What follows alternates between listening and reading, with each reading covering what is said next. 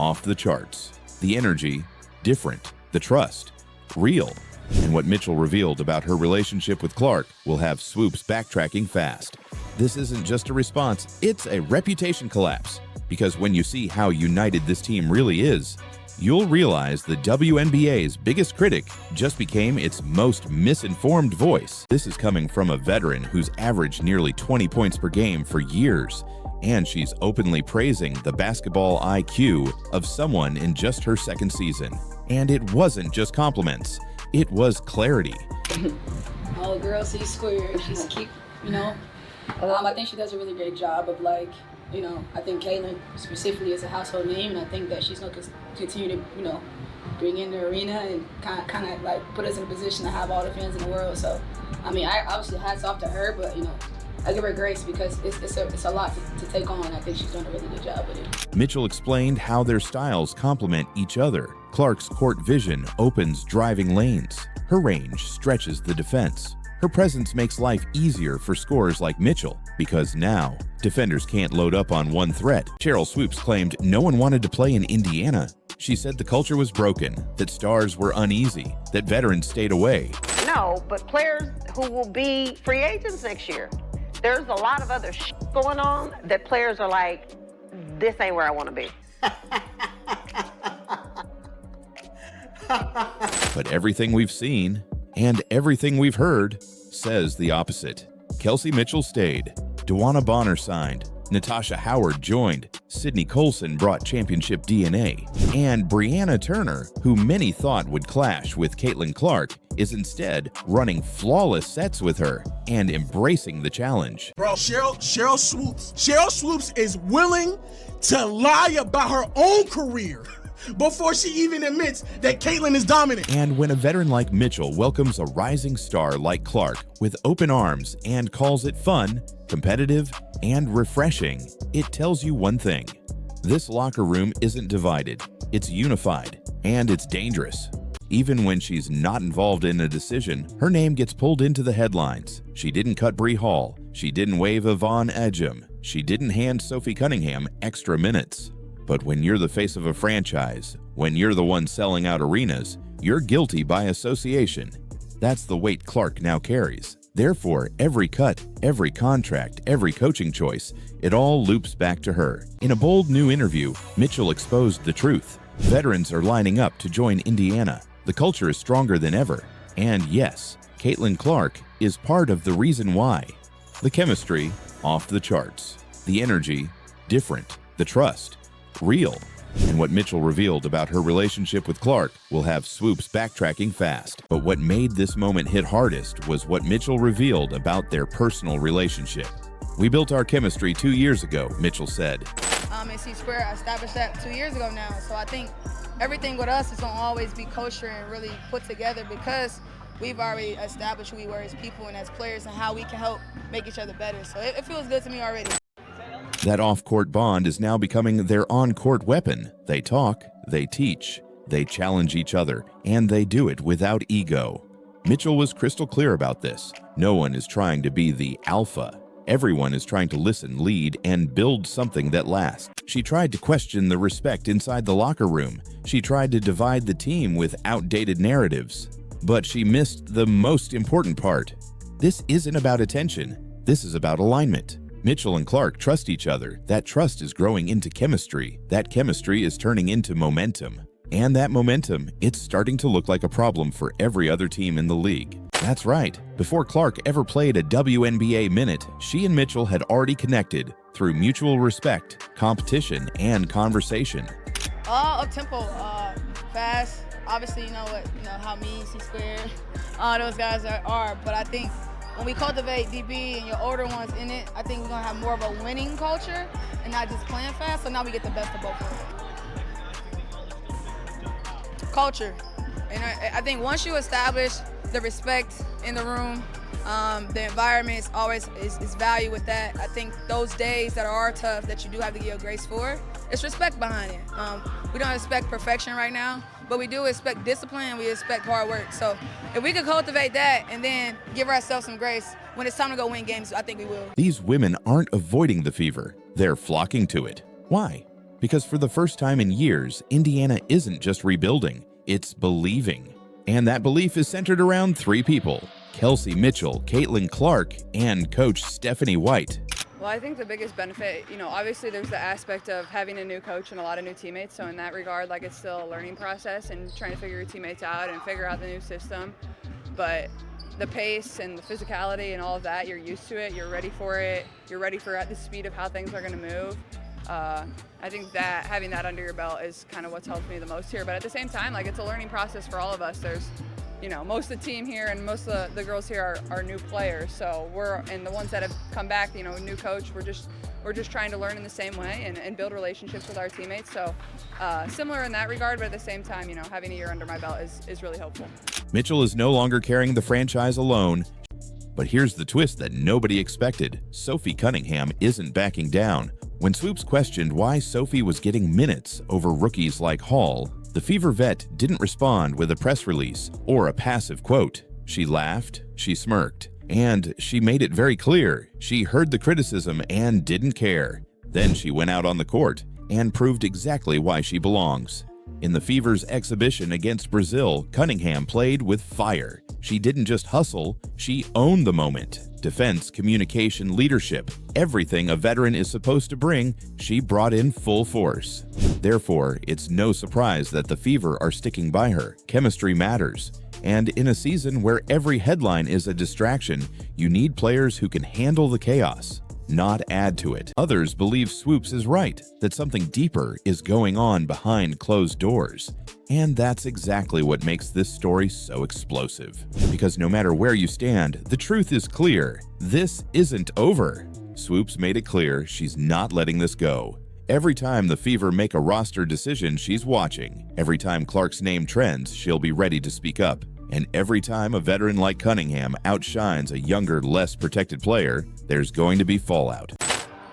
Well, I have nothing but great things to say about Stephanie. From the time I was in China playing and her trying to get me back here, and the leadership that she took to make sure I felt welcome and felt safe coming back and playing under her. She's done an unbelievable job with all of us one by one and making sure we all feel different but in a good way. And I think with her leadership along with the assistant coaches, we've already cultivated how we want to play, and so that already feels good as a player coming from Stephanie. It's also telling that Mitchell, an unrestricted free agent, chose to return to Indiana this offseason. She didn't sugarcoat last year. She admitted it didn't feel right. The energy was off, the culture wasn't clicking. But this year, it's already better. It makes it easier. I remember this time last year, it didn't feel good. So we had to get that in order first, for people to start playing well. It's like a domino effect. But I think once your culture is kind of established, how you guys see it now, I think it makes everything else way easier. I don't know if that makes sense, but way easier. It makes sense. Therefore, when Mitchell, the very player Swoopes accused of being unhappy, goes out of her way to uplift Caitlin Clark as a teammate, it doesn't just prove they're aligned. It proves Swoopes couldn't have been more wrong. WNBA MVPs in your career, would you consider each of those 3 seasons as dominant seasons for yourself? No. I can't. Bro, Sheryl Swoopes is willing to lie about her own career before she even admits that Caitlin is dominant. Mitchell said it plainly. Caitlin makes her better. I think their strength, for one, is always, from a physical standpoint, her strength and her ability to now make plays that people don't think about. Whether it's that skip to skip, I mean, a person of her caliber, it seems small, but it's going to make her go from having 25 to having 28, or 10 assists to 12 assists. Not defensive, not careful, just brutally honest and proud. She described the new atmosphere as fresh, comparing it to pulling warm clothes straight out of the dryer. I think for us, with the new atmosphere, new coaching, everything is just absolutely new. It feels really good. It feels fresh. It's kind of like when you take your clothes out the dryer, kind of like fresh. It just feels different, and it feels good because we have new leadership, we got new players, we got vet leadership, and so I think all that combined just makes for a good atmosphere right now. It feels good. It's a full-blown war of words between the old guard and the new face of the league, and Swoopes made it very clear she's not done. So why is a Hall of Famer launching verbal missiles at a rookie-led team? Is this just jealousy or something deeper? What happens next could shake the entire WNBA. Coach White, she's giving this team its identity, built on accountability, versatility, and culture. Not hype, not marketing, just results. And maybe that's what's most threatening to someone like Sheryl Swoopes. Because if this Fever team really is for real, if Mitchell and Clark really are aligned, it means the WNBA isn't just changing. It means it's evolving without permission from the old guard. Swoopes wasn't subtle. She accused the Fever of protecting certain players, not based on performance, but based on something else. This is gonna be a spicy season, cause Kiki was like, "What, Sophie? Girl, don't come over here." Sophie was like, already, I was game here one. Here for it. But the fact that's a rookie, right? I know. Kiki, She did not back down. But she just turned and laughed. She was like, "What? What did you say? What are we doing?" And just like that, race, favoritism, and power were thrown into the center of the WNBA's biggest preseason storyline. But she just turned and laughed. She was like, "What? What did you say? What are we doing?" And just like that, race, favoritism, and power were thrown into the center of the WNBA's biggest preseason storyline. Because you got to wonder if there's not something else that's motivating said comments. All right, just especially when you're talking about two young blonde-headed ladies on a basketball team, and you have a black player that just got cut, and Sheryl Swoopes is not happy about that. Therefore, this wasn't just a personnel move. It became a lightning rod for a deeper conversation. The WNBA legend just took a blowtorch to the Indiana Fever. And Caitlin Clark is caught in the crossfire. Come out here and just hate for the sake of hating. Yeah. If you don't, just shut the Sheryl Swoopes. How about that? Caitlin Clark is nice. Like, what are you doing? And so, you know, she's probably going to go number one to the Indiana Fever, and that's dope to me. Coaching, the leadership, the vibe, all of it has changed. Mitchell emphasized how players feel wanted, valued, and motivated. That alone directly contradicts Swoopes' claim that no one wants to play in Indiana. In fact, Mitchell went a step further. She said, "Everyone wants to be here." She said it clearly. She said it with confidence. And she made it clear this wasn't just lip service. Two rookies, cut, gone before the season even starts. But instead of blaming the front office, Swoopes turned her sights on the Fever's rising star and the coach who dared to build around her. Her words, brutal accusations of favoritism, a full-on takedown of Fever head coach Stephanie White. What other white girls can I tune up from the Indiana Fever? Yeah, here we are. My goodness, I mean, we've had 2 preseason games. 2! And we're back to it. We're back here. She's criticizing Stephanie White. I bet Sheryl Swoopes hates that last name. She didn't just imply tension, she named names. According to Swoopes, even Kelsey Mitchell was unhappy. But now, that entire claim has blown up in her face. But here's where I think they didn't do a very good job, and that was with Kelsey Mitchell, who's an unrestricted free agent, because Kelsey Mitchell had a hell of a season this season. And I don't think she got the credit that she deserved. Kelsey Mitchell didn't stay silent. No, but players who will be free agents next year, there's a lot of other going on that players are like, this ain't where I want to be. Sheryl Swoopes said no one wants to play in Indiana. She said veterans avoid the Fever, that Kelsey Mitchell felt unappreciated, that Caitlin Clark couldn't carry a franchise. When I think about preseason, it really isn't so much for your players that you know are returning, the players that you know are going to make the team, but it's more about, I'm not sure about this particular player. Let me get her in a real life game situation and see how she handles that.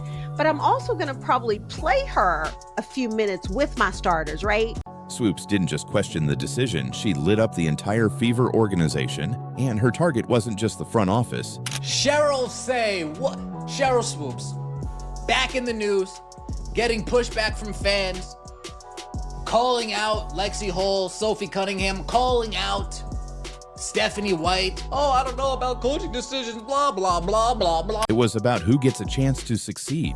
and who gets cut before even stepping onto the floor. Okay, example, the Washington Mystics Indiana Fever game. Because I know on social media, people were like, well, why aren't the starters in for the Mystics? They could win this game.